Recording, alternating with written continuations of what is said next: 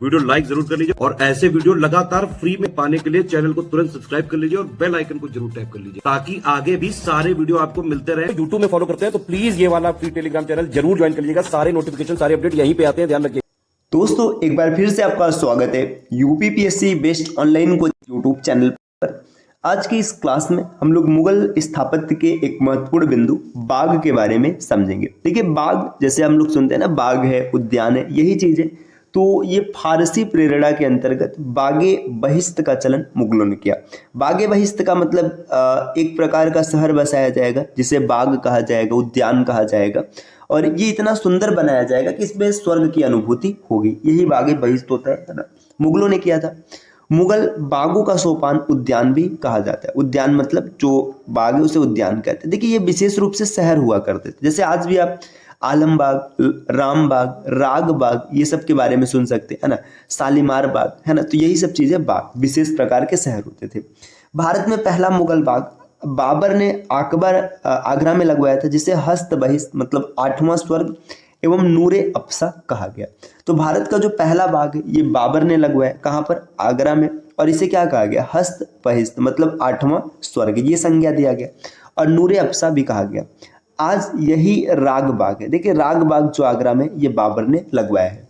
भारत में चौखाने वाले उद्यान की परंपरा तो बाबर ने ही शुरू कराया था, लेकिन ये बाग स्वतंत्र रूप के होते थे, किसी स्मारक के साथ नहीं। देखिए जो चौकोर बाग होते थे, उद्यान होते थे, इसकी शुरुआत बाबर ने की, लेकिन ये इसमें किसी भी प्रकार का मकबरा या फिर स्मारक नहीं हुआ करता था, है ना।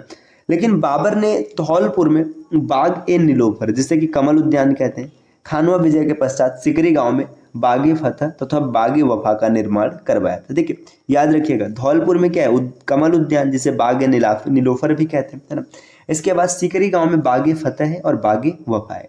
हुमायूं का मकबरा पहला भवन है जो कि ज्यामिति चतुर्भुज मतलब 4 बाग के आकार का उद्यान के पीछे। 4 बाग की तुलना फारसी काव्य में वर्णित बहिश्त मतलब स्वर्ग से की जाती है। देखिए 4 बाग ये अपने लखनऊ में स्थित है ना। ये ज्यामिति चतुर्भुज है और यहीं पर हुमायूं का मकबरा है। आगे देखिए नेक्स्ट यहाँ पे बताया जा रहा है, आगरा में अंगूरी बाग अकबर ने बनवाया था। जहांगीर ने 777 बाग लगवाए, जिसमें कश्मीर के 2 शालीमार बाग एवं निसात बाग प्रमुख है। देखिए जहांगीर ने कितने बाग बनवाए? 777, जिसमें शालीमार और निसात बाग ये कश्मीर में। निसात बाग जहांगीर ने बनवाना प्रारंभ किया था, लेकिन यह पूर्ण शाहजहां के काल में हुआ था। आसफ खान के लिए बनाया गया निसात बाग तथा इस्लामाबाद के निकट उछबल एवं वीरनाग स्थापत्य कला के उल्लेखनीय उदाहरण है। जहांगीर को फूलों में से विशेष लगाव था। उसी के संकेत पर कवि मतीराम ने गुल-ए अप्सा नाम का शाही उद्यान की प्रशंसा में फूल मंजरी की रचना की है ना। तो फूल मंजरी की रचना की है मतीराम ने, ये भी काफी इंपॉर्टेंट हो जाता है। आगे देखिए यहाँ पर देखिए, शाहजहां ने लाहौर में शालीमार बाग का निर्माण करवाया। उसने आगरा में अंगूरी बाग को पुनः नए नमूने पर बनवाया। कश्मीर का चश्मा-ए-शाही बाग शाहजहां ने बनवाया। तो चश्मा-ए-शाही ये शाहजहां ने बनवाया। औरंगजेब की कवित्री पुत्री है ना जैबुन्निसा ने लाहौर में चहार बुर्जी नामक बाग लगवाया था। औरंगजेब ने हरियाणा में पिंजौर बाग लगवाया। तो ये सब काफी इंपॉर्टेंट है दोस्तों। अहमदनगर के शासक अहमद निजाम शाह ने हस्त बहिश्त मतलब स्वर्ग का बाग का निर्माण करवाया। यद्यपि आरंभ में फैज बख्श के नाम से जाना जाता था। जो हस्त बहिश्त है इसे शुरू में फैज बख्श के नाम से जानते थे। अब यहाँ पर दिया मुगल विभाजन और प्रौद्योगिकी। मुगल विज्ञान, माफ कीजिएगा दोस्तों, मुगल विज्ञान और प्रौद्योगिकी मतलब मुगल काल में विज्ञान और प्रौद्योगिकी की स्थिति क्या थी?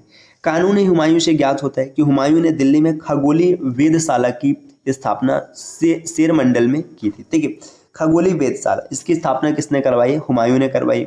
खगोल शास्त्री मुल्ला चांद हुमायूं एवं अकबर का राज दरबारी था। जो मुल्ला चांद था खगोल शास्त्री था, हुमायूं और अकबर का दरबारी था।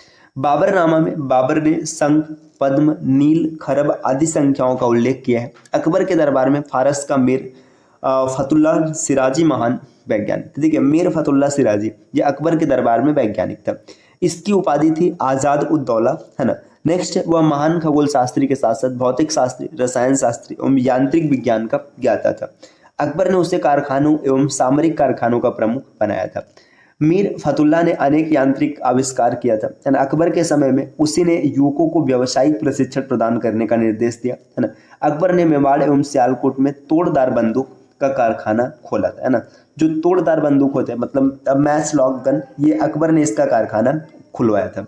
अकबर के अधीन बंदूकों की वेद की नई तकनीकी तथा बंदूकों के नालियों को एक साथ साफ करने की विधि, कार्ट मिल जिसे कि गाड़ी चक्की कहते हैं, तथा शिप कैमल मतलब जहाजी यंत्र के आकार का विकास किया गया।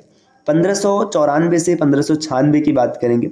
शिप कैमल को अकबर ने प्रौद्योगिक संबंधी प्रयोग को भारत में सर्वोच्च खोज मानी जाती। गाड़ी वाली चक्की के आविष्कार का श्रेय निजामुद्दीन अहमद फतेहुल्लाह सिराजी को तो अब्दुल फजल अकबर को देता है ना। ये जो गाड़ी वाली चक्की, इसका श्रेय अबुल फजल को अकबर द्वारा दिया जाता है। अकबर के दरबार में महादेव प्रथम वैद्य और चंद्रसेन प्रथम शल्य चिकित्सक होता था। तो महादेव प्रथम ये वैद्य था और चंद्रसेन प्रथम ये शल्य चिकित्सक था, मतलब ऑपरेशन क्या करता था। और आगे बढ़ेंगे दोस्तों। अब यहाँ पर दिए मुगल काल से संबंधित महत्वपूर्ण तथ्य। महत्वपूर्ण तथ्य का मतलब इसमें अब ये पेपर में आने वाले इंपॉर्टेंट पॉइंट्स को दिए गए। देखिए, फतेहपुर सिकरी में हिरन मीनार जिसे कि हाथी टावर भी कहते हैं, अकबर के द्वारा बनवाया गया। तो हाथी टावर कहाँ पर है? फतेहपुर सिकरी में। बनवाया किसने? अकबर ने बनवाया। नीम सराय मीनार अकबर के शासनकाल के दौरान मालदा में बनाया गया। देखिए, नीम सराय है ना, मीनार, ये एक प्रकार का मीनार है। ये कहाँ पर बनवाया गया? ये बनवाया गया मालदा में। किसके शासन के दौरान? अकबर के शासन के दौरान, है ना। विरूपाक्ष ने भगवान के प्रतिनिधित्व के रूप में शासन करने का दावा किया है, मतलब विरूपाक्ष भगवान का प्रतिनिधित्व बन के शासन करने का दावा कर रहे हैं। देशमुख, पाटिल और नायक मराठा शासनकाल में जमींदार होते थे। देखिए, देशमुख है, पाटिल है, नायक है, ये मराठा शासनकाल में जमींदार के रूप में था, है ना। आगे यहाँ पर दिए मजहर का प्रारूप शेख मुबारक और फैजी ने तैयार किया था। जो मजहर है इसका प्रारूप किसने बनवाया? तो इसका प्रारूप बनवाया शेख मुबारक और फैजी ने। आगे देखिए यहाँ पे दिया वेदांत दर्शन से जहांगीर प्रभावित हुआ था। वतन जागीर व्यवस्था की शुरुआत अकबर ने की है। तो वतन जागीर व्यवस्था, इसकी शुरुआत किसने की? अकबर ने किया।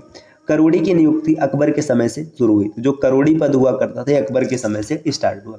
जहांगीर ने कांगड़ा अभियान विक्रमजीत के नेतृत्व में भेजा था, है ना। तो ये कांगड़ा अभियान विक्रमजीत के नेतृत्व में भेजा गया। आगे देख सकते हैं फिरोज शाह तुगलक के शासन में फिरदौसिया सूफियों को उत्पीड़न व प्राण दंड झेलना पड़ता था। जो फिरदौसिया सूफी थे ये इसे उत्पीड़न दिया जाता था और मृत्यु दंड भी दिया जाता था। ये कब? ये फिरोज शाह तुगलक के शासनकाल में।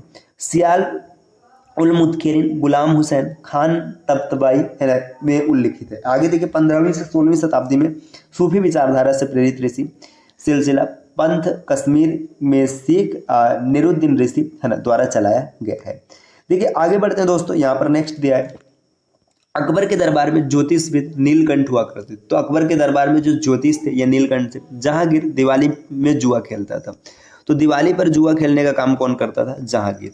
आगे दिया है ना शाहजहां ने अहमदाबाद के जौहरी एवं साहूकार शांतिदास को जैन मुनियों विश्रामशाला स्थापित करने के लिए भूमिदान किया था, मतलब जैन मुनियों के लिए, है ना। आगे प्रत्येक जागीरदार प्राकृतिक रूप से मनसबदार हुआ करता था, परंतु प्रत्येक मनसबदार जागीरदार नहीं। आशा यह है कि जागीरदारी पद वंशानुगत होता था परंतु मनसबदारी वंशानुगत नहीं होता था। बस इतना याद रखना है कि जो जागीरदारी ये वंशानुगत होता था और जो मनसबदारी ये वंशानुगत नहीं होता था।